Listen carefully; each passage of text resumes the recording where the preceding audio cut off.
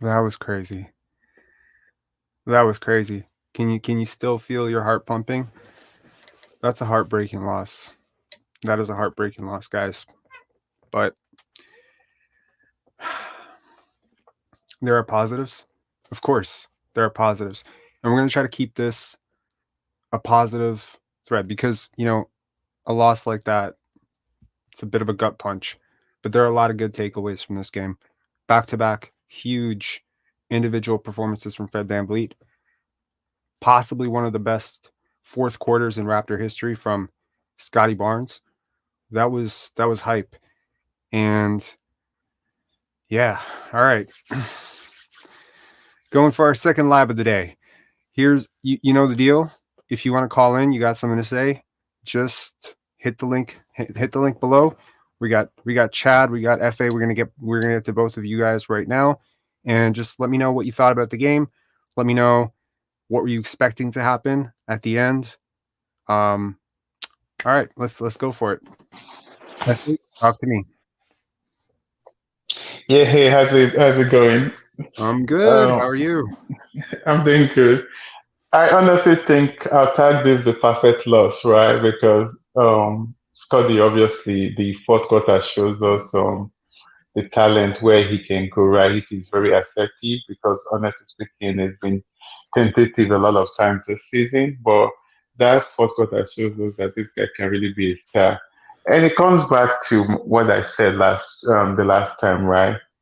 Yeah. They need to really do an evaluation. Like I think Van Vliet yeah. and There's Van Vliet and Pascal can take us. Yeah, Van Vliet played very well today. Let me know. I'm not going to knock on him. I don't need to be between something between Van Vliet and Scotty.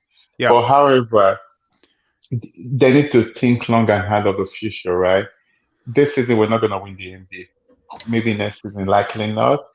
I Yeah. think now we should trade high. Now that Pascal and Van Vliet are playing well, yeah, like just trade them and build around OG and Scottie Barnes and think of the future.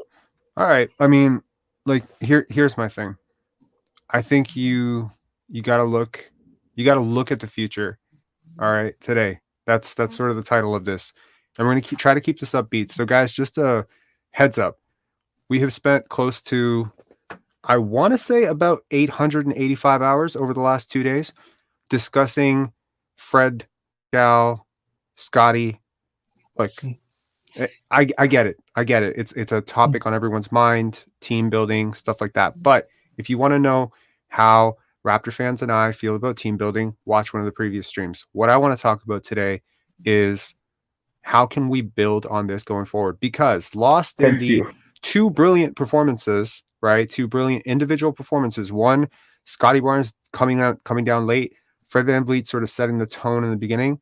Lost in all of that is that we were a very undermanned team playing one of the hottest teams in the NBA, and we took them right down to the wire somehow. And they were bigger than us. They were way more talented than us tonight. I think it's a hard fought loss. I often talk about wins that feel like losses, losses that feel like wins. I don't know what the mood is like in the Raptors locker room. There's a lot of competitive guys in there. I'm sure they would have wanted a win tonight. Nobody's happy going home with a loss, but I think there's some positives. I'll tell. Let me share some of my positives with you. Hmm. Regardless of how you may feel about Fred VanVleet's shot selection, I will say that one big plus with Fred VanVleet today, and I mentioned it in my community post, was that whatever he's doing, he's going sooner. Thank you. He's Thank you. he's going into it sooner. He's attacking sooner. And Kyrie Irving is no defensive savant, Thank you. right? So attacking that matchup, that was, I want to say, needed. That level of aggression, because early on, let's be honest, Pascal Siakam and Scottie Barnes didn't have it, right? They were both trying to be aggressive, but there's a lot of length inside. Kevin Durant, I keep telling you guys, still a very good defender in the paint. And Nick Claxton, Ben Simmons, like that is a front line that is that's 3 7-footers, guys, basically. Ben Simmons is about 6'11", right? That's like 3 7. It's Orlando all over again, but they're just way better, right? All the same problems. So I I don't know. Like I think that's a hell of a gutsy performance from these guys. I think everyone in that locker room should be very proud. And shout outs to Eric Flynn, Malachi Flynn's dad. You know what? Like, you've become somewhat of a polarizing figure among Raptors fans, but I'm so proud of your son. If you go back to the previous thing that I had, I said cheer extra hard if Malachi gets into the game today, and I hope that those of you who went to the game cheered really hard for him because it's not easy to just not play for a while and then just come in and you're thrust into this role and play as well as he did. So I think that was a huge plus. If any final thoughts? Yeah, and I think that's why I said I need to think of the future, right? Start developing some of these guys. It's really hard to There's win a with hell of a way to develop right now.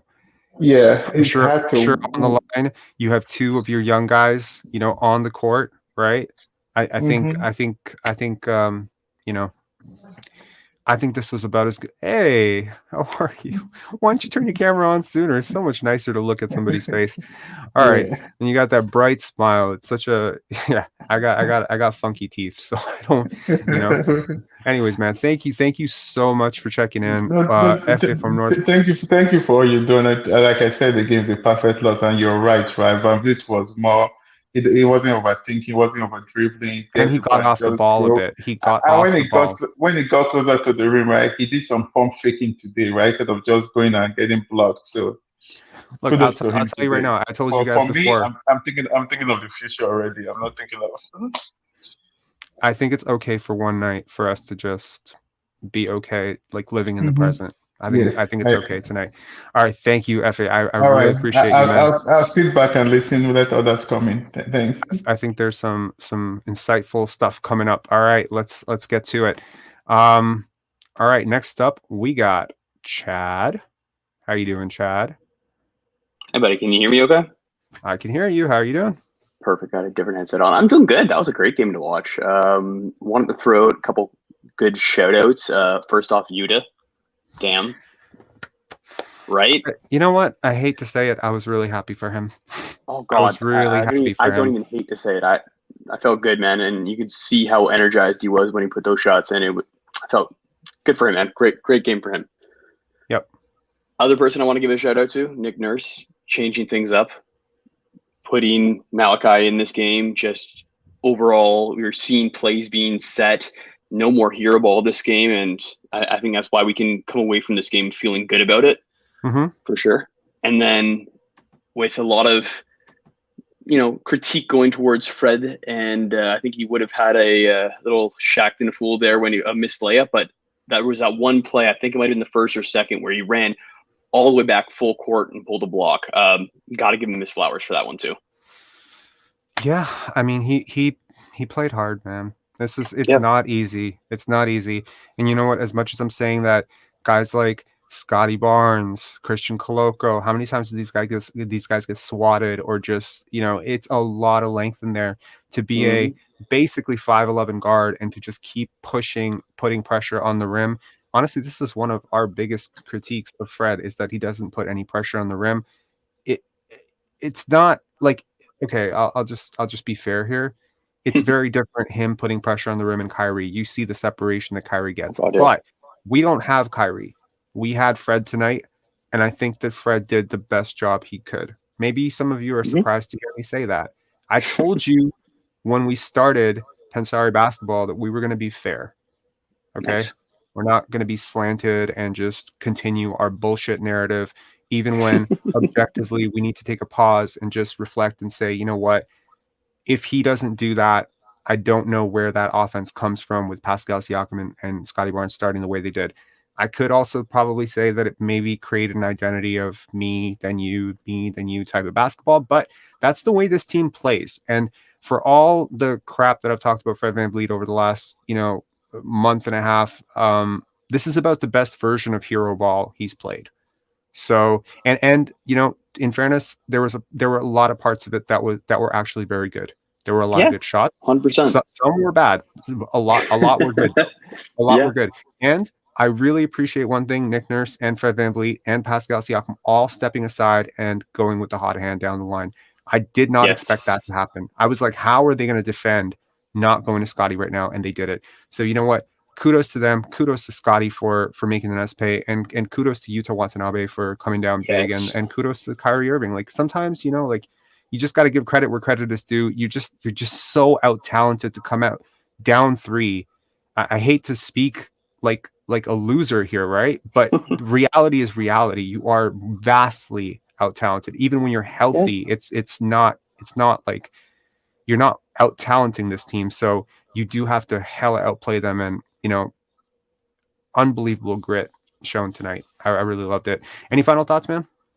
The one other thing that I just love to see, I think Scottie had a two-step where he was able to just palm the ball, stick his arm all the way out so there's no way to contest and just lay it up.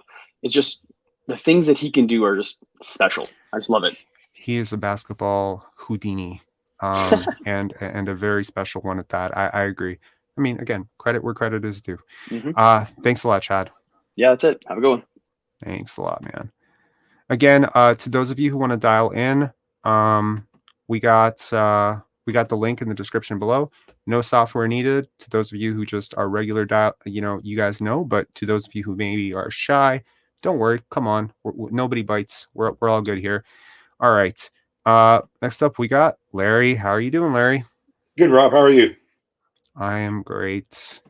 Great game. I'm not really that upset about the loss, in all honesty. I mean, it's disappointing, but I thought it was a fantastic game. They showed a lot of fight in throughout the game, but especially like late in the game, like they were at that point where it looked like they could fold up, like we've seen them do recently, and they didn't. And I agree with you. It's great to see them respect the hot hand. There was a point with probably about 4 minutes left where Fred had the ball, and I thought, oh, he's going to drive, or he's going to, it's going to be hero ball. And he started to make a move, and he stopped, and he looked at Scottie, he fed Scottie, and Scottie went in for one of those great drives. I can't remember which one it was, but I thought it was really, we haven't seen that. And I just thought it was nice to see that kind of teamwork, that kind of, and I'll say this, like, I think maybe we as fans overreact a little bit sometimes, and we imagine that there's all these chemistry issues in the locker room, and maybe there are, but maybe they're not. Losing does funny things to teams, and there's pressure and tension and frustration, but it doesn't mean that the knives are out and that people are at each other's backs. And I do think that they can build on this, because I think it was a good performance against a vastly superior team, really, and a hot team. And but they need to continue to do the things that they did tonight, that they did well, like share the ball, and there's going to be, I mean, Pascal took 4 shots. Freddie took 4 shots, not as many as he has been taking recently. And even Scottie took some 4 shots early, I thought, too. He did. I thought he was also, yeah, I also thought Scottie was unlucky, because he had a couple that went halfway down and popped out when he took shots from the post, and he had a 3 that went halfway down and popped out as well. But in all honesty, I thought it was a really good effort, and I think there's something to build on here. And there was a really interesting note that at some point I realized that he was just posting up, and I messaged a friend of mine and I said, if you're close to him right now, can you tell Scottie Abdul Rahim to start dribbling into those? Yeah. And I have no idea if he told him, but the minute he started like going into it, I'm like, oh, this is amazing. Yeah. Great. Because he's a rhythm guy, and he needed to, sometimes you'll see him dribble, and then roll into it. I think at that point, the defense is a little bit off kilter, as opposed to when he seals like he's Shaquille O'Neal. I don't think his bag is nearly advanced enough right now against so much length, maybe against De'Aaron Fox last game, or, against, a smaller defender. It's really easy to do that. But I think you're right. I think all 3 guys forced a lot of shots early on, but I think the offense got progressively better. And you know what? Sometimes, and coaches talk about this all the time, you find something in the middle of the game that you can build on, right? Malachi Flynn, I think that's something you can build on. Yeah. What he did for this team was provide lanes. I don't think it's a surprise that the more Malachi played, the more the floor opened up. I agree. Because the defense had to respect him. Number one, because he was willing to take shots. Like, if you left him open for 1 second, he wasn't timid about it. This is why you need to take good shots when they're available to you. Do never pass up.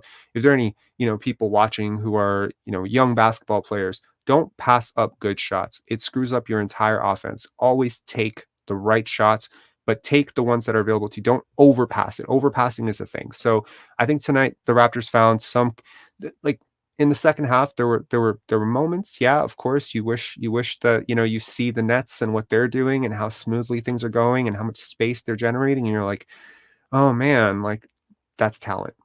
It's not just coaching. That's Mhm. talent, right? You need talent to be able to create that level of space and separation. But it's also, as I said, it's also like as a space. It's space. And as Malachi was on the court with Fred, you had two guys who could sort of bust past their defender. Neither one of the defenders were overly, good at keeping them in front of them. And so you saw a lot of breakdowns. And through those breakdowns, you saw like openings at other places where Siakam and I was going to say Anunoby, Barnes could actually attack. So I think those driving lanes opened up a little bit. Yeah. Right. Just one last thing. Mhm. I don't want to be a downer. I mean, like, it's disappointing to lose, but I thought they played a great game. But just looking at that last play, that last inbounds play that Kyrie scored on, Mm. they had Fred on Kyrie, and this is not a knock on Fred. I mean, overall, I thought his defense was pretty good, but I would just wonder, a little bit of length on him might have been better. And I'm just wondering, like, Siakam can keep guys in front of him when he wants to, and I know that you're concerned in a tie game with 3 and a bit seconds left about him either taking the shot or driving, because he can do both, Kyrie. And I just Mm. wondered if they might have been better off if they'd had a little bit more length on him, and whether it would have been any more difficult for Kyrie to get that shot off. I can see a lot of comments that seem to agree with you. I personally, I disagree with you. We knew Mhm. there would be a first time that I would disagree with you on Yeah, something. yeah. It's all Um, good. It's all good. no, it's great, It and it that's not a is. downer, and Yeah. that's not a downer note, guys. So anyone who expects this entire pod to be kumbaya, it's not going to be kumbaya. It's just going to stay away from this guy's a chucker, this guy's Yeah. selfish. We're going to try to stay away from that. Constructive criticism is good. Could Nick Nurse have put Pascal Siakam on Kyrie Irving? I think we as a fan base are so conditioned to predetermining who is going to take the last shot that we don't realize that other teams don't play that way. Because if you put Siakam on Kyrie Irving and they know Then they go to that Joe shot Harris. that shot's gonna be somewhat different, and they're probably going to find a way to get Kevin Durant or, someone going to the rim, and you now pull Pascal Siakam, one of your better, paint defenders, Mhm. and then you swap it with Fred VanVleet, and they just need 2. They need 1. They Right. need 1 point. It's a tie game, right? It's not that this is where time and score matters, like my film breakdown, which is unfortunately overly negative. The low light thing, that last play, it's like knowing time and score is really important in this situation. So the Nets didn't need a 3. Kyrie Irving didn't need to do that. He took the shot that was available to him that the Mhm. defense surrendered because maybe they played him for the drive. But in all honesty, he didn't have that much time, but they could have easily lobbed it over if Fred VanVleet ended up on a much taller offensive True. player. So I think Yeah. you kind of run out of options when you're playing without so many of the guys who should be on the court for you in this Right. situation. Guys Right. like Precious Achua, guys like OG. OG Anunoby, Yeah. right? Perhaps in this case, Otto Porter Jr. would have also been Mhm. very helpful. Thad, guys like this. So yeah, I would like to think that Nick Nurse, can develop the type of relationship with Fred where he can say, you can take a play off on defense. It's not anything offensive. I've never seen it happen. But the day it happens, please know I'll be very happy, because that should be able to happen within a team concept. You should be able to take Scottie Barnes out and say, you know what, matchups dictate that you need to sit 1 play out for defense. It's a little bit of an insult, but it shouldn't be. If you're a team Well, connected, it shouldn't be. I mean, the Nets were going offense, defense down the stretch too, right? Because they were Right. taking, they Yeah. had Joe Harrison on offense, and they'd pull, Yeah. they'd pull Simmons out to do that. So anyway, Rob, Yeah. thanks a lot. And also one last thing. The contest doesn't matter if you're not in front of the player. Yeah. So Fred VanVleet, probably one of the better guys at sticking Staying in to front. staying in front and sticking Yeah. to a guy through, screens and whatever actions they were going to run Kyrie around. So I personally, I know it's not ideal to have a guy who's shorter contesting that shot, but I think if you put Pascal on him or Scottie, I think it's a very good chance that they're not even in the play. by the time Kyrie, wizardly runs them around. So Right. yeah. Cool. Anyway, All right, thanks man. a lot, Larry. Thank you. Okay. Thanks, Rob. Cheers. Cheers. Okay, next up, we got Morgan and David, then we got Mo, and then we got MSJ. So Morgan and David, hello. Hi. Hey. We actually just got back from the game a little bit ago, and it was a lot of fun. It was very exciting. He's just over there. He's coming over here in a minute. Okay. But we were very happy with how Juancho was playing. Yep. And I thought that was really cool. He did pretty phenomenally, I thought. He was Agreed. running all over the place and stopping things and hungry, it looked like. And same with Scottie. Scottie looked hungry, and I was really happy about that. Any observations from the game that you think fans at home may not have caught, other than their hunger level? Did you have anything? I don't know. Seemed like the rotations were a little bit weird. There were times where guys seemed fatigued, and when they made the rotation, the guy that you expected to be coming out wasn't coming out. Mm-hmm. I don't know if that had to do with certain matchups or whoever was out on the court for the other teams, but that was a bit odd. Okay. Yeah, there was a time earlier on in like the first quarter, I think, that Pascal just looked a little slower, and I was expecting Boucher to come in for Pascal.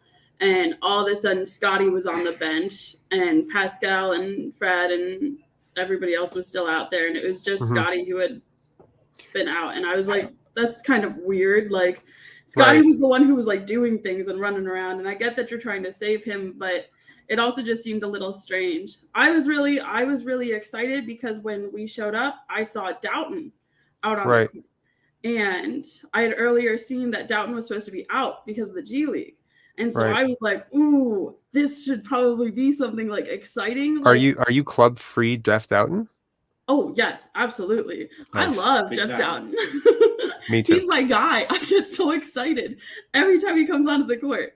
And so I was all excited that he was there. And I was like, this is looking really optimistic. Like Nick is noticing like he needs to have some alternative strategies for if things start going through. And then the weird substitutions happened, and then we were like, ooh, maybe not. I got a question for you guys, just kind of like a parting note, final question. How was the energy at Scotiabank in that fourth quarter when Scottie was going wild? Oh, crazy! Could you hear yourself think? Could we hear ourselves think? No. I was screaming the whole game, but yeah, no. It was insane. Everybody was on their feet. Everybody was so loud. We were all screaming like, let's go Raptors. It was like very loud, very exciting. Scottie was embracing it too. There was one play where it was almost like he knew what he was going to go do. Just go to the net and just like rise with the ball. And he was just like, just told the crowd before the play. And then he just like went to the net like he had done on the last 3 possessions. And it's like, you're just vibrating watching it really. Yeah. He went head to head with Durant, and I thought it was special because, there's a moment in Bosch's, I think, second year where he went head to head with Garnett, and it was like mano a mano, like Garnett takes a jump shot, then Bosch goes at him. And that's kind of when you knew, like you kind of had a sense that Bosch would be somewhat special. But I think when you can take it to a guy like that, and what I loved about Scottie is just what I noticed, and also a friend of mine was at the game, sitting really close to the bench, and they noticed too. They were like, he was so cocky down the line. Like he was snarling at them. He was like smiling at them. He was like talking his shit. And I was like, you know what? With the season he's had, the amount of crap that he's had to take from the media, I was like, I yelled so loud. My girlfriend was like, what's wrong with you? I was like, talk your shit, Scottie. I was so proud of him. So excited for him. It's just, you know what? It's funny. Like, the fan base is kind of split between Fred and Scottie. And it's like today we both win. Right, in a way, it's like no one can talk. No one can talk. It's like they both got their day, and you love to see it. Thanks a lot, guys. I really appreciate you coming on. Thank you. Thanks for the show. I love it, by the way. Yes. Thank you so much. You guys are the ones that are making it awesome. Thank you. Have a good night. Good night. Okay, we got Coach Mo up next. Coach Mo, regular caller. How are you doing? I'm great, man. First, I want to say great basketball for all fans. That was a great game. So I agree. We got better game than last game. We lost, but this is like the other caller said. This was a loss. You can sleep well tonight with this loss. It was a hot team. more talented. Close game. You're not really beating Kyrie, KD. That's a tough ask for a depleted team. Like crunch time, it's like it's hard to bet against them. Yeah. I want to say Fred. Fred was so much better. I think he scored 39 both games, but this was a better 39. This was a cleaner 39. You know why? You know why he scored 39? Why? Because he heard that like 5 hours ago you traded him for Russell Westbrook. Oh yes, yeah. But Fred, The internet does not forget. Don't worry. you were spot on though, and I was seeing the same thing where Fred was a lot more decisive and quicker with his decisions, and Yep. the amount of time he had the ball in his hands this game compared to last was a lot less. Yeah. This was a better game, especially he had no help in the first half. He was like a lone soldier in the first half. Mm-hmm. He had some forced shots, but so did Scottie, so did Pascal. So that's whatever. Yeah. One thing that I'm kind of weary about is he's making a lot of difficult layups in traffic. Mm-hmm. Now I don't know how sustainable. sustainable that is. I don't know how sustainable. Yeah, it's not sustainable. So when those go in, I kind of roll my eyes because I'm like, I don't know. But we'll take it. Great game. I actually disagree with you. I agree with Larry on the last minute. Who was guarding Kyrie? Kyrie did a step back, and of course, Fred, he's vertically challenged. So that was a wide open shot. I mean, all due respect, that was a practice jumper for Kyrie. But Kyrie's Kyrie. Is it possible that you stick Pascal or Scottie on him and he just dusts them to the corner, gets screened off, or somebody else scores on Fred in the post? Yeah. You're always going to have an undersized player to pick on, right? Yeah, but a wide open. Here's the thing. Hindsight, 2020. Yeah, of course. Yeah, This is hindsight. This is hindsight. Because But no if one's staying in front of Kyrie if he wants to get to the basket. No one. Exactly. That guy has hit this shot on 100 bigger stages, right? Yeah. So there's a presence to him. That's nitpicking. I agree. Right. So yeah, and what I would say is all I want to understand from the Raptors coaching staff, from the players, is I want to see your process. I want to understand your process. I'll live with the results. If your process is taking 85 mid-range jump shots, I don't get that. I don't give a shit if they all go in. That I don't get. Yeah. But if your process is living in the paint and finding threes and, exploiting mismatches, and, even if the ball is a little bit not so humming, it's not humming, but yeah, like I think I can live with that. So, you know what, Nick Nurse sticking Fred VanVleet on Kyrie Irving, yeah, now that you see the play that happened, you could be like, length would have helped there. But if you see a different play, you might say speed would have helped there. Yeah, screen navigation would have helped there, right? So it's easy to. Yeah. Siakam has been struggling. Yes, he has. The thing with Siakam is nothing is easy for him. Nothing. Facts. So it's like he has to be on fire to shoot 50%. It seems like with his shot difficulty, it's like they need to get him easier looks. I think maybe play him through the post more, find him some more mismatches. But again, he has to convert. He was missing bunnies just like Barnes was. A lot of length. There's a lot of length in there. Yeah, there's a lot of length. They were really honed in on him. I was really surprised how often Ben Simmons was guarding Scottie Barnes. Like how often? Well, and how high he picked him up. Yeah, well, Scottie Barnes made Royce O'Neal look like he might as well have been Fred VanVleet. Dude, he dusted Ben Simmons. I mean, like for all of you fans out there who maybe like are thinking like Ben Simmons and you're just caught up in the drama of Ben Simmons. Mm-hmm. Ben Simmons is probably, in my opinion, when he's right, and he's looking about right on defense right now, the way he's moving. Mm-hmm. He's about the hardest defender to get past in the NBA. Like the quickness, the burst, the mobility, the flexibility, the hips. He was pressing Scottie pretty hard on that. He was, because he was trying to force a turnover, because maybe people, listen to some online videos and figure, Scottie doesn't have a handle to be a point guard, right? Yeah. So, but Scottie did, and you know what? Credit where credit is due. Scottie got away with a push off on a couple of those, but that's you play into guys like that, you're gonna get away with some stuff. Like you're pushing on him, he's pushing on you. But you know what? Like to bully ball Kevin Durant. I mean, I understand Kevin Durant is a grown man. Like Scottie Barnes is 21 years old. Bully balling him, like and then that interaction between them, like he just kind of turned around and like Kevin Durant's barking at him and he gets a technical foul. I'm like, bro, that's the game within the game that I've been talking about the whole time. That was timed exactly to shift momentum, right? And you felt the game change on that play. Yeah, I think the best thing about this game was Scottie Barnes playing through the post. The amount of attention and eyes that are on him when he has the ball, and Royce O'Neal is fighting for his life. And in the first half, he was struggling. He was making mistakes, and it's like I was actually happy with those mistakes. He was dribbling too long. I wasn't.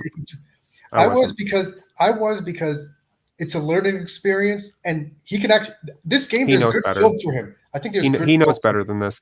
He made up his mind. Sometimes he made up his mind, and he wasn't like I was like, who stole Scottie's brain? Like for the first quarter. I'm not trying to throw shade on Scottie. You know that I love this dude. I just but for that first reps. Pardon? He didn't have enough consistent reps. That was like the first game where he was kind of like semi-featured consistently. You know what's crazy though? I have higher expectations for him. Yeah, I get it. I do. Like I think there's a couple of plays in there where he maybe forced it a bit. He didn't have it. He kind of tossed it up, and I'm like, that's a shot I expect from other people, not on this team, not you. So I think there's a lot of those plays where he could have. It's like when you decide to score, guys, it screws you up. You that's pressing. You can't. You have to let the defense determine that, and that's one of the things that Scottie. And I think that's what he kind of got into his head later on. Is that he kept his head up and he was open. Like there was a couple of nice passes. So I liked his game more as it progressed. It's like he built this into a good game. It's almost like the Dallas game, right? Dallas game having the worst game of his life, and then he picks it up in the fourth quarter. Something about Scottie in fourth quarters, but hey, you would rather have a player who shines in the fourth quarter than the first quarter, because usually guys struggle in the fourth quarter. They run out of gas, they get nervous, etc. So if you're projecting a star, right? Somebody in the comments earlier was like, "This is why you don't trade him for Kevin Durant. This is why Masai said Tampa was a win." Yeah, this is why, because this is the vision. When you see Kawhi Leonard dip his shoulder into a guy and take a shot, how much space is there? I think that's kind of what Mo is talking about, the difficult shot diet, right? Yes. For Siakam, there isn't a lot of space there. I'm not trying to turn this into a Scottie versus Siakam thing, but the reality of the apex of when they get their shots off, it's really different because of their physical profiles, because of their footwork, because of just how big Scottie is. He's one of the hugest human beings. So yes, and I think those shoulders will play a huge part into it. The long strides, I mean, like just long legs in general, they give you such a weird advantage. His ability just look at Kevin palm Durant. The ball, his ability to palm the ball and protect it by extending it away from you. And just his ability to see things that other people just don't see. Anyways, Mo, I really appreciate we got some callers coming up here. I really appreciate you. If you're sticking around, maybe you want to come on later, we can talk some more, man. All right, thank you. MSJ, you're up next. What's up, MSJ? Talk to me. I can't hear you. Hey, how are you? How are you doing? I'm good. How are you? Well, I know a lot of people are excited about the game. Whoa, wait. I'm hearing feedback. Do you have headphones? It was a good effort for sure. I'm not asking you about the effort. I'm asking you about feedback. I'm hearing feedback on the headphones. You're not hearing? You have headphones on? No. You don't have headphones on? Yeah, so am I. No, I don't have anything on. I think it's just a bad connection. I think I'll have to leave. You need to have headphones on. Okay, try to come back later. Okay, KW Raptors fan, what up? Are you coming back from the game? No, I wish. You could have lied to us, but yeah, I'm just kidding. I could have. No, I'm actually going to a game in a couple of weeks. So me and my mom usually go once a season. All right. Talk to me. What'd you think of the game?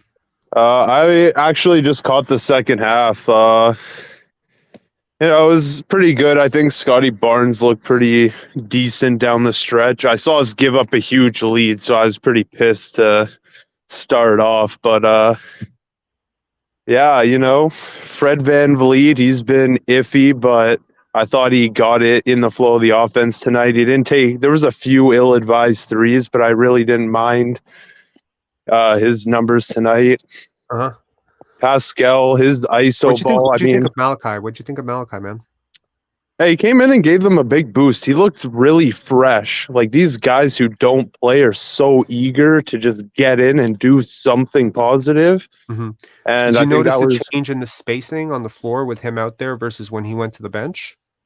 A little bit. Like, this was the thing. When Pascal started just getting the ball, I thought they were looking to him a lot, and that's when it really slows down in the spacing. Like, I saw guys with their back turned for half a play because he was getting it near half court. You know what I mean? Yeah. It didn't seem like they were as engaged then, but yeah, definitely. I mean, the spacing was a little better with him out there. Awesome. Okay, man. Thanks a lot for tuning in. Love to have you. I think you're the first guest we ever had walking. We had a guy on, I think the first night, who was driving. It's always cool to meet people in transit. Thanks a lot, man. Yeah, thanks a lot. Keep up the good work. I really like your channel. Like, between all the Raptors stuff, you really have the deepest content on there. So thank you. Keep it going, man. Thank you. Thanks. So much. I'm glad I got on here too. So appreciate it, man. Thank you. Take care. Take care. Next up, we got NY4 Raps. You know what's really funny? We tried to get you on the stream last night, I think. Oh, 2 nights. It was 2 nights ago. 2 nights ago, yeah. And we couldn't access you. Did you fall asleep? You know what? For some reason, my stuff was on mute. I didn't even know. Oh, that's crazy. Yeah. Anyway, man, from New York, how are you doing? Good. Well, good game and good job in what you're doing right now. It's I'm really happy to be involved in this. Thank you.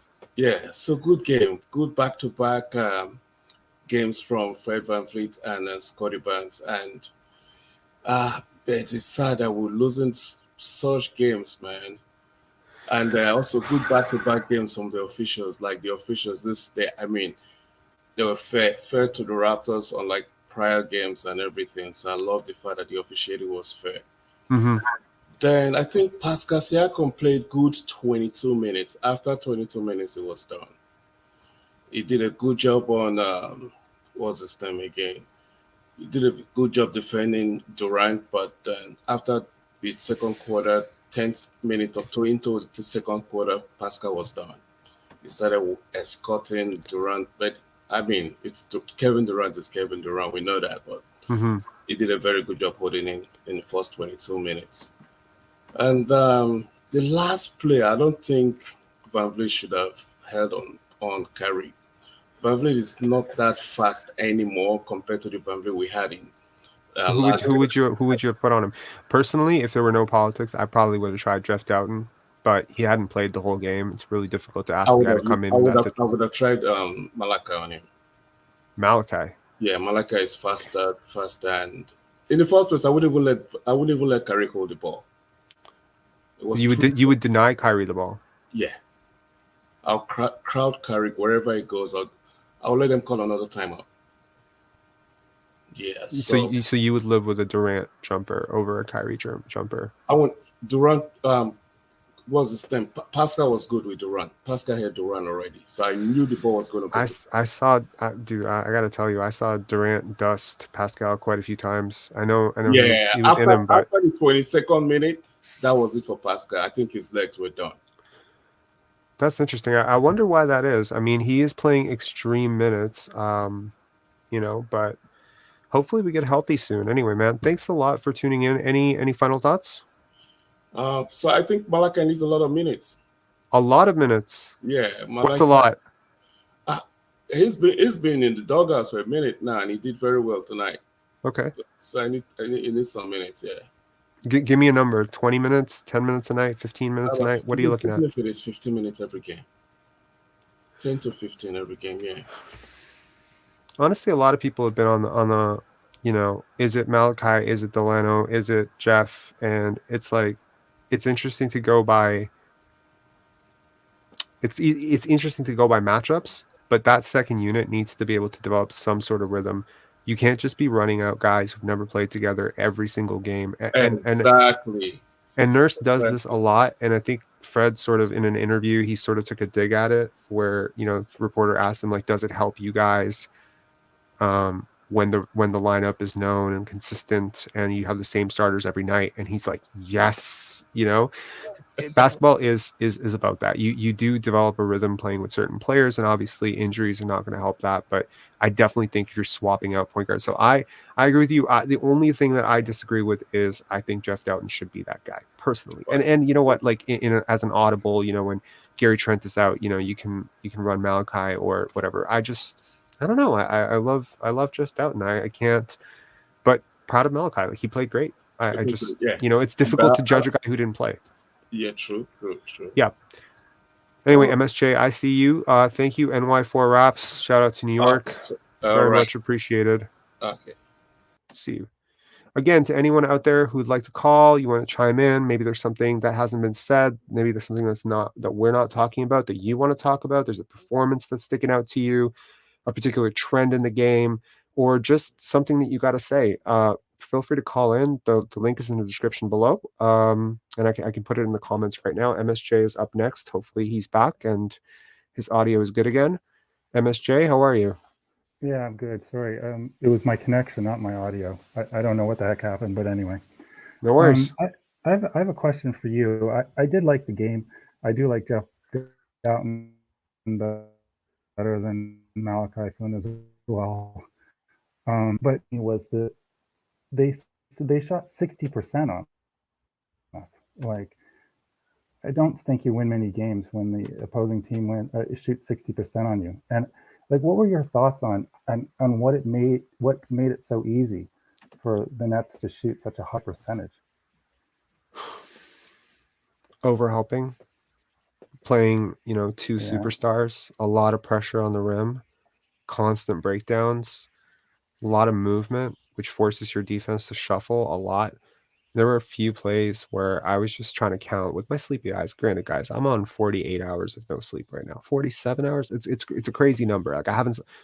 Might be 38. It's a crazy number, and no human being should ever stay up this long. But I was trying to count it like in real time, and I was like, they just forced the defense to make 14 decisions, 13 decisions. I'm trying to count all the decisions that their actions are putting the Raptors in a position to have to make decisions. And it's like, as I said in one of my previous pods, it's like, when you consistently put that type of pressure, it's like, oh, like, this guy's cutting out to the wing, but he's a really good shooter, right? Like Joe Harris, Yuta Watanabe. You gotta guard those guys out there. Like, they're lights out, right? And then you have Kevin Durant kind of relocating to that corner. Now he's putting some different, and then you got Claxton coming down, and you got Kyrie driving at the same time. It's you know, I mean, I don't want to call the Nets a really functional offense, but there's a reason they've won as much as they've won, right? They're very good. They're a good team. We just got swept by the Nets. And the unfortunate part is we played them when they were bad, and we were okay, and we still lost. And then we played them when we were depleted and they were somewhat dysfunctional, and we lost. And now we're playing them again when we're undermanned again, and they're fully functional and running at a high speed. And I think we played them about as, I think this is the best we played the Nets all year. Is that a fair thing to say? Yeah, I think so. Yeah, I think so. It's just that they're better. So escapable entropy is losing his mind in the comments. He says, "Bro, stop. No, the Nets are not good. No. Don't make me call in." What are you, my mother? Like, just call in. The link is right there. Yeah, please call in. We'd like to hear how Kyrie Irving is garbage and Kevin Durant's washed up and Ben Simmons is just some guy off the street. But anyway, when we went into this season, I really thought that the Nets would be a challenge for us to beat. And I kind of thought our real competition development-wise, I know you talked about this earlier, I thought it was going to be the Cavs, the Hawks, maybe the Hornets, somewhere in that range.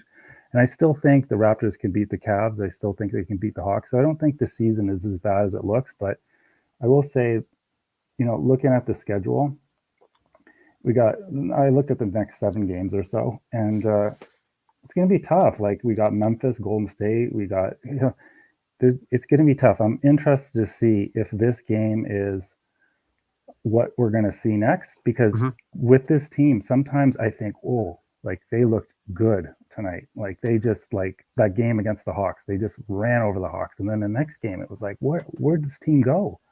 So I'm not really sure what's coming next, and I don't want to get down on it and things like that with all the personalities I'm trying to decipher, because I'm just trying to figure out like what the heck is going on with this team. But it was good to see Scottie and Fred kind of have a bit of interaction with each other in a good way. I thought that was good. But I don't know, the 60% field goal shooting against us was just I don't remember the last time a team shot 60% on us, to be honest with you. So maybe the Nets are just that good. But anyway. You know, I'm kind of feeling like Scottie's vibe right now. So I just want to put this out there, right? To this comment right here from Escapable Entropy, who was talking his shit. And I don't mean to make this controversial, but do you realize you just said the Nets have 3 quality wins at Portland, LA Clippers, and a bunch of wins versus Indiana? That's it. Look at their schedule. You know what I see on their schedule? Raptors win. Raptors win. They just got swept. So if those are the only decent teams that they beat, what are you saying about the Raptors? Well, I think what he's saying is that the Nets are garbage, and if that's true, then the Raptors are like sewage waste because we just got swept by them. But look, I'm not saying they're on the Celtics or the Bucks level. Yeah, they're probably going to be a second round out, but I mean, I don't think that an undermanned team that is probably looking at a play-in tournament slot right now, like the Raptors, because that's the trajectory, guys. One of the toughest schedules from here on out. Like our earlier pod, like we were talking about trade discussions, right? And what we can do and the direction we need to go. One of the biggest determining factors of this is if you're gaming this, if you're moneyballing this, and you just start to look at the line spreads, right? You start to look at like what are our odds of eking out like 30 more wins this year? Because I mean, everyone talks about this is where you were last year, and you know, like you're right in the same place again. There's a lot of different circumstances last year, right? You had a rookie, Scottie Barnes. This year is a second-year guy. Guys are a lot older. You know, you had Pascal Siakam out for like the first you know, bit of the season. He came back. There was an adjustment period, and you know, there was like a lot of new guys to you know, like Banton was playing minutes and stuff. This year, there's not a lot of new guys. This was supposed to be, if you remember that thing that Paul George said in the summer, it was supposed to be like, this is going to be the hottest team out the gate because this is a team that's been playing together all summer. They're bringing back the most number of guys. And this is the team that, you know, we're consistently talking about chemistry issues. How'd the chemistry feel? That's why it's baffling to me. It was better, but the thing, I just have these lingering doubts. And they weren't there at the beginning of the year. Really, they weren't. It's just, I thought, you know, the Rico Hines runs, what Paul George had said. Yeah, I remember that after he played in those runs and stuff. And I thought, oh my gosh, this is going to be a fantastic year. This is just it's going to be like the best thing ever. Like, I'm excited. And then slowly it was like, wait a minute, like what's going on now? Like what? And like, then I started thinking about like Andrea Bargnani, and I was like, oh no, this is really getting like, I'm not thinking straight here on this team, but it's just, is it chemistry? Because if it's not chemistry, it just doesn't make sense to me, honestly. Because there's talent on this team. It should be fitting better. Nick Nurse is a great coach. He really is, and it's just an odd thing that has happened to our season. You know, Kenneth Lau is saying the Raptors are 30th in 3-point shooting in the last 15 games. Yeah. Well, the 6'9" vision is not a shooting vision. You know, I played a bit of basketball, and you know, the guys who, just think of like guys who are 6'9" that you've ever played against, right? Me, not very many. 6'9" guys that I played against? Yeah. Me, no. Weirdly enough, quite a few, and it was a hell of a night. Like like it's crazy when you're undersized. Those guys feel like I know perceptively it doesn't feel like 10 inches should be a lot, but when you start to factor in all the other advantages they have in terms of length and stuff, it feels like when those guys are about 5 feet away, like you might get blocked. Like there's a fear factor there. There is, but what I was gonna say is though, whenever I went up against someone who was like, you know, I'm 6'5", right? If I went up against a guy who was like 6'9" or 6'10", I was never afraid of their shooting. because I never really ran into a lot of players. I didn't play at any high level. Nothing. I'm not saying I did. I'm just saying that I never really ran into any real pure 6'9" shooters. And I wonder. They like, do exist. They do exist. They're all over Europe. I know they exist. I know they come from like deep within Eastern Europe, but it's just a weird thing. I don't know if this team is ever going to get into a natural shooting rhythm as a team for the next the rest of the year. I don't see it happening this year, and that kind of scares me too. I mean, again, shooting, variance, quality of looks. Did you see some of the open looks that the Nets generate tonight? Well, we can only dream, right? We don't generate nearly as many looks like that are just clean looks. Yeah, we're shooting terribly on open threes too, guys. It is, our entire team is in like a perpetual slump. I get it, but shooting has a way of working itself out. And again, you don't know what injuries guys are going through. Scottie with his ankle, Fred with his hip. I don't mean to keep making injury excuses, but Nick Nurse came out and said, hey, like, OG's had an injury on a shooting hand. We saw that last year too. He had an injury on a shooting hand, and it really impacted his performance. And then, we got further into the season, he started hitting them. So, I think I don't want to tell you the Raptors are close. I'm obviously a little bit more bearish on them than I was 2 months ago. And that's probably a stretch. Like I am much more concerned about this team. But I think, for those of us who've been complaining about, hey, you're losing these games and you're probably not a championship team, can you at least get the young guys into some meaningful moments at the end of the game so that they can develop? And I got to say, like, watching Scottie Barnes confidently, I mentioned, wow, this is going to sound like Fred VanVleet slander. I don't even want to go there, but I mentioned in the last game where he was kind of breathing a little bit harder, and I immediately knew that he was going to miss that shot somehow, because it's just like something about like slowing your heart rate down, right? And Scottie's been kind of accused lately of just blowing things late in the game, right? He had that layup in Atlanta, and people have been on him about it. And when you get on athletes about it too much, they start to develop a complex, right? They start to get afraid of those moments because they've been burned on those moments so often. And you develop an identity as a player of choker, right? If you start labeling somebody as a choker, and there's meaningful, even if it's a very small sample size, maybe they miss 2 game winners and fans overreact and say you're a choker. You should never get the last shot. If you buy into that, well, mentally now you're always at a disadvantage when you go up. You have to make shots as if you have to take shots as if you're going to make them. And I think one of the maybe most underrated parts of Scottie's night tonight, there was a part, I've seen this happen a lot with Scottie. He kind of comes out, takes 2-3 shots, maybe commits a turnover. Yep. And then he just kind of floats for like 10 minutes, 12 minutes, 15 minutes. Yeah. He's just kind of like, get off the ball a little bit. I don't want to, and I'm not saying Scottie's ever afraid to make mistakes, but it felt like within this team, he's been more afraid. I never saw him like necessarily afraid to make mistakes at Florida State, but in this offense, he's been like, okay, you can miss 2 shots in a row and we're not coming back to you for like 10 more minutes, right? And it almost felt like that happened in the second quarter at one point, but then they started going right back to him. And then they kept going back to him.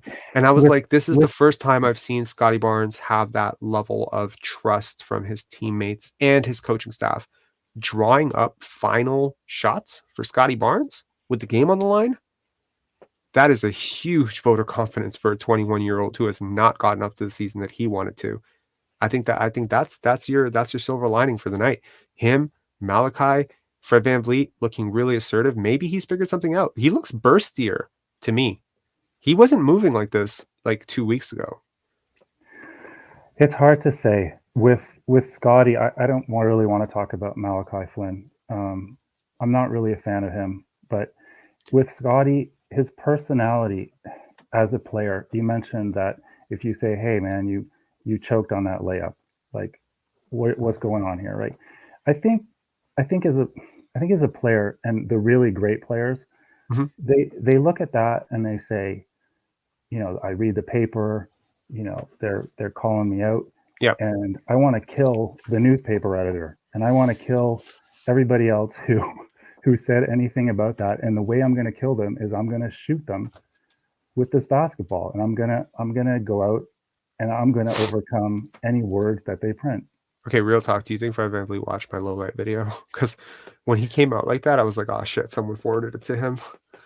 Well, you know, he's got to be come on, like he's got to be feeling it, because I was a big Fred VanVleet fan forever, and I'm thinking, but I mean, this is about winning basketball games, not loving Fred VanVleet. You know, yeah, that's just what it is. And I mentioned somewhere online, someplace, that like from rep ball, from when when you're 10, it's basically, can you make the play, or are you on the team, or are you off the team?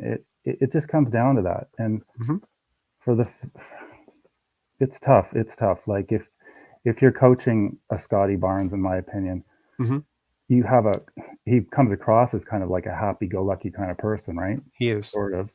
I mean, in a weird roundabout way, yes, he is. He's not one-dimensional. Like, he also gets really angry and yeah. But my point is, sometimes if you don't coach a happy-go-lucky player like that, and you don't let that happen on the court, then it goes sideways. It goes left fast. And I think with Scottie Barnes, you have to give him that vote of confidence, like you said, or else he's not really going to be that killer. Yeah. Someone in the comments is losing their mind. Anytime somebody like goes for like 12 or 13 comments in very quick duration, here's my suggestion.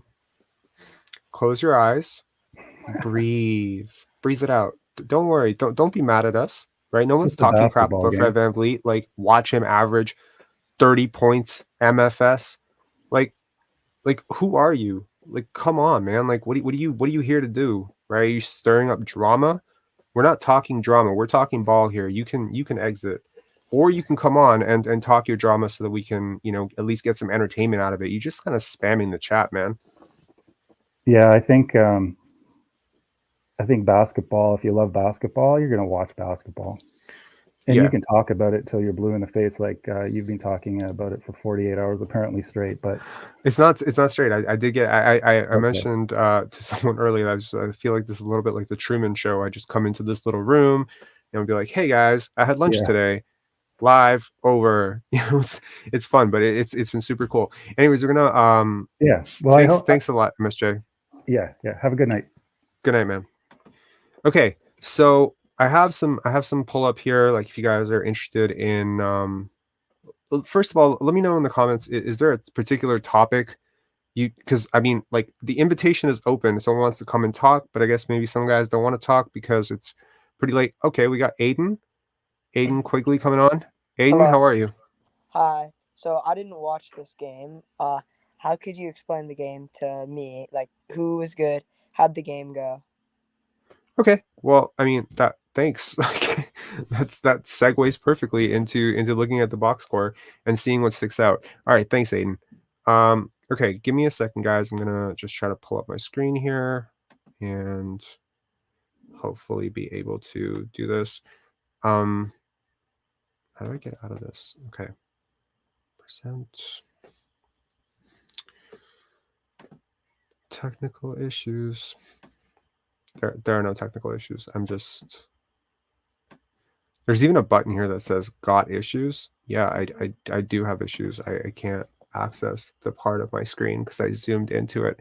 Okay, anyone out there know the keyboard shortcut? This is embarrassing to have to ask. Does anyone know the keyboard shortcut when you accidentally zoom into your screen?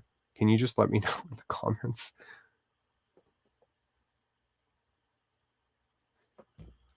And while we figure that out, please, bro, bring up the fact that we need a star. Is that a control 0? I believe that's control 0. If I inadvertently end this stream by accident, that's on you, MJ Barros. Control 0. Wow.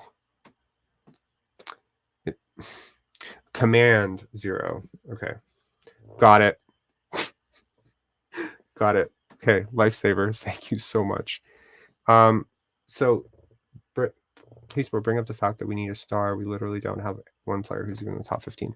Well, I would tell you that those guys don't grow on trees. They don't readily become available. I mean, talk it out amongst yourselves. Who's somebody that you think is available right now that you would want to bring onto this team that you don't have to completely gut your team for, and or, you know, because I mean, like, there are a lot of teams that have a top 15 player that aren't going to sniff, you know, contention this year. So you do have to surround that player with something, right? There's a lot to team building. So I'm going to put up the shot chart here so we can see sort of where the Raptors took shots tonight. I'm going to tell you that usually when I look at the Raptors shot chart, there are a lot more mid-range shots than they look like there are tonight. There's a lot in the paint, for better or for worse, with the guys that were in the paint for the Raptors. I for the Nets, I think, and conversely for the Nets, I mean, if I was just, you know, sometimes I look at a game just by looking at the shot chart and I just say, what do I think of this game based on this shot chart? And I think, yeah, I think this feels like something relatively even. Moving on to the Raptors. I mean, if there's anything that sort of sticks out to you, I can't both simultaneously manage this and look at the comments, but talk it out amongst yourselves, and I'll try to catch up later. If something sticks out to you, obviously, you know, Malachi Flynn getting 28 minutes, that's a huge vote of confidence for him. Fred VanVleet, 43 minutes, right? Again, we've kind of been harping about this. Like, okay, you know, tight game. And you could argue that if he doesn't play all those minutes, maybe you're not even in this game at the end. But my argument is, if God forbid this had to go to overtime, you're running him. He's not sitting down in overtime. So how useful is a shooter, an undersized shooter to you at minute 48 in overtime? There has to be something more sustainable for Nick Nurse. So I am a little bit critical of that. That just jumps out at me. Scottie Barnes, 26 points. Given the quarter that he had in the fourth quarter, you would think he had 50 points. So he just really pulled this game out of nowhere. And right when his team needed it, Christian Coloco, you know, I know that, you know, some people are going to have just a chuckle at this, like, oh, Christian Coloco, once again, you know, 4 points. But I think he tried hard, guys. Like, I don't know what to tell you. I think I'm a lot higher on him than most people are. For the Nets, you know, it's a balanced scoring attack. The team that's willing to pass, Yuta Watanabe, getting 17. Sort of touching to see I think it was, you know, one of the announcers for the Raptors, I don't remember if it was Jack Armstrong or Matt Devlin, who said that there was, probably Matt Devlin actually, that there is this, you know, sense of camaraderie in the locker room with him, that he's feeling really inspired by that team. And if you were around Utah at all, if you got to see him at a game or a fan event last year, just such a bright and positive person. And you could just tell, you know, from his Players Tribune letter that he was just looking for a shot. Like, he was looking to establish himself and find himself in the league. And if you haven't read his Players Tribune letter to, I guess, I don't know if it was a letter to Toronto or if it was a letter to Brooklyn or if it was just a letter for himself to keep record. But if you haven't read it, it's a beautiful piece of work. I really recommend you check that out right after this. In terms of team stats, I don't know what sticks out to me immediately, but I mean, the Raptors take more field goals. That usually ends up being the case. They make fewer field goals. Probably, here's something kind of crazy. When's the last time you looked up and saw the threes were dead even? We shot better from three, right? We shot more at the line. We got 7 more free throws, got as many threes on greater efficiency. So really, it's just the paint. It's the paint in the mid-range where all these shots are coming from, and we saw it in the shot chart. Not surprising, when you play this way, the Raptors had 17 assists. And I think that has become a bit of an ugly trend over the last couple of years for this team, that assists are always low, and it's constant. It's constant every year, you know, that the assists are low. And I think that is, to me, it's not always an indication, but it's usually an indication that you are not looking for everybody else. So I would like to see those. Frankly, I would like to see a game where we handily beat someone on the assists. Anyway, that's that for me. If there are any final thoughts, or someone wants to come on last bit, or we're gonna call it a night. But here I'm gonna post the link one more time. Someone wants to come on and have one final word. We hit 9 3-pointers. League average is 12. Yeah, well, if you hit 12, right?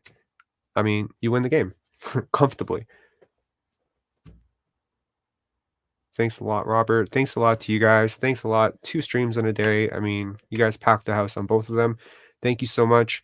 And just as a, as a final, thing, I think this is something that we can be proud of, Raptors Nation. I think the losing is getting tough. This is not something that we as a fan base have ever grown accustomed to.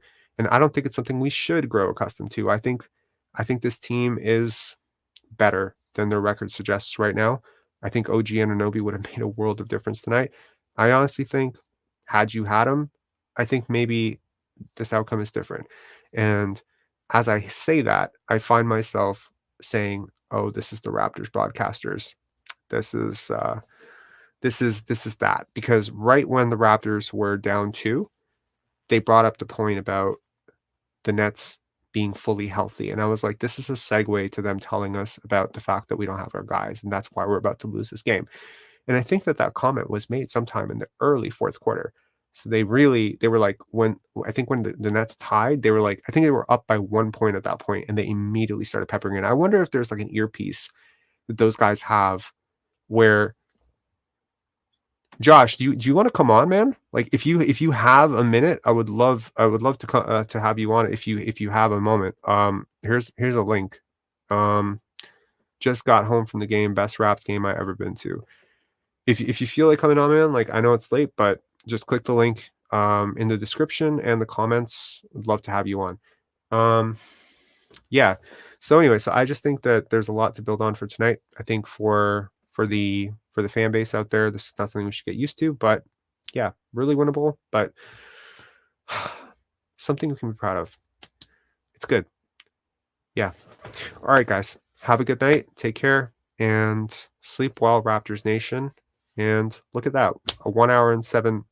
Maybe everyone's just a little bit exhausted from this game. It's heartbreaking to some extent to lose a game like that. But yeah.